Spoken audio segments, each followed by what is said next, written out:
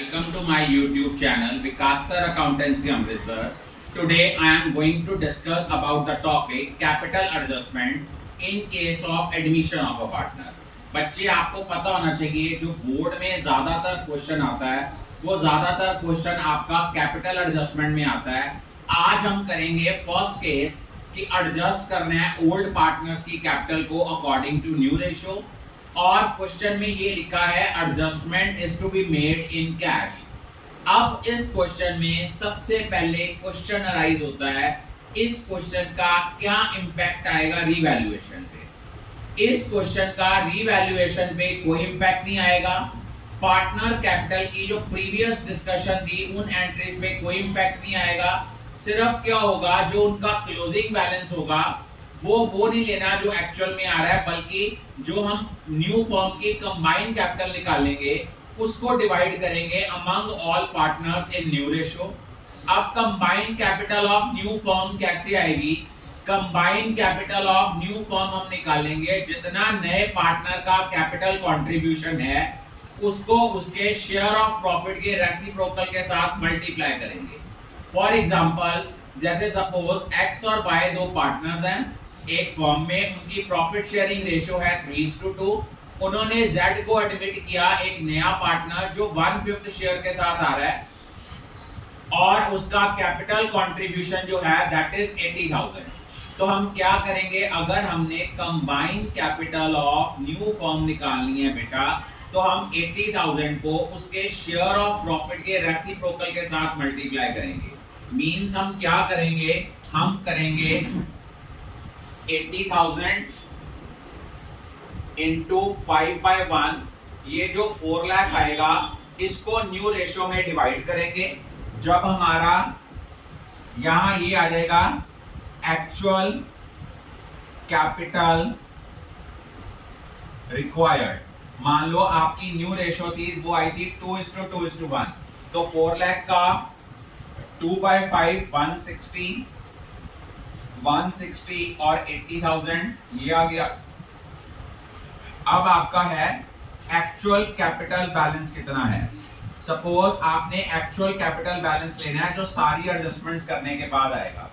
Suppose x का आया 140, y का आया 180, z का तो 80 ही आया। इट मींस आपने x से आपको x की कैपिटल रिक्वायर्ड थी 160, इन रियलिटी में कितना है 140, इनसे 20,000 लेना है। और y का है एक्चुअल में रिक्वायर्ड कैपिटल है 160 लेकिन लेनी है आपने आपके पास रियलिटी में एक्चुअल बैलेंस है 180। इट मींस इससे 20,000 लेना है। तो आपने इसकी जब एंट्री करनी है, जब हमने पार्टनर्स का कैपिटल अकाउंट बनाना है, यहाँ पे x y z यहां लिखना है टू बैलेंस कैरी डाउन 160 80। अब देखो इसका बैलेंस रिक्वायर्ड था 160, एक्चुअल में आ रहा है 140। इससे हमने पैसे लेने हैं x से, तो ये आ जाएगा बाय कैश और बैंक। x के कॉलम में 20,000, y को पैसे देने हैं, ये आ जाएगा टू कैश और बैंक 20,000। दोबारा देखो आज हम टॉपिक डिस्कस कर रहे हैं capital adjustment in case of admission of a partner. तो पहला केस हम डिस्कस कर रहे हैं adjust old partners capital according to new ratio, adjustment is to made in cash. अब आपके माइंड में क्वेश्चन आएगा, राइज होगा, सर क्या इस टॉपिक का रीवैल्यूएशन पे कोई इंपैक्ट आएगा? बच्चे इस एडजस्टमेंट का रीवैल्यूएशन पे कोई इंपैक्ट नहीं आना। रीवैल्यूएशन अकाउंट हम वैसे ही बनाएंगे जैसे हम प्रीवियसली बनाते थे। पार्टनर्स कैपिटल भी वैसे ही बनेगा, सिर्फ लास्ट में आके पार्टनर्स कैपिटल में कुछ एडजस्टमेंट्स आएंगी, 2 एंट्रीज आएंगी, वो मैं डिस्कस करने लगा हूँ। इस केस में हम क्या करेंगे, सबसे पहले combined capital of new firm निकालेंगे। वो कैसे निकालेंगे, जितना नए पार्टनर का कैपिटल कंट्रीब्यूशन है उसको उसके शेयर के रेसिप्रोकल के साथ मल्टीप्लाई करेंगे, जो आएगा उसको ऑल पार्टनर्स में डिवाइड करेंगे in new ratio. For example X और वाई दो पार्टनर्स हैं जिनकी प्रॉफिट शेयरिंग रेशियो है 3:2।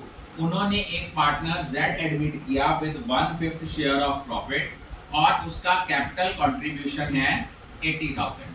तो पहले 80,000 को उसके शेयर ऑफ प्रॉफिट के रेसिप्रोकल, उसका शेयर ऑफ प्रॉफिट बच्चे कितना है, उसका शेयर ऑफ प्रॉफिट है 1/5, उसका रेसिप्रोकल बनेगा 5/1, वो आएगा 4 लाख।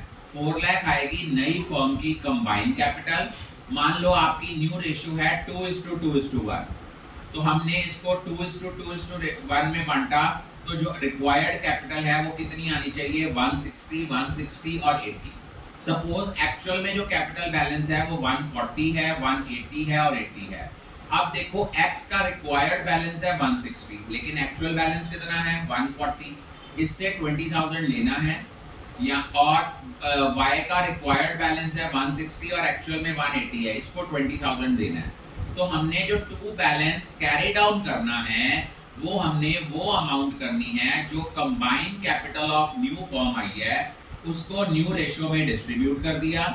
जब आपने उसको न्यू रेशियो में डिस्ट्रीब्यूट किया वो आया 160, 160 और 80। अब आपने निकाला था कि x से पैसे लेने हैं, तो वो आएगा बाय कैश और बैंक x के कॉलम में, y को पैसे देने हैं वो आएगा टू कैश और बैंक y के कॉलम में। I think all of you are clear about it. Thank you.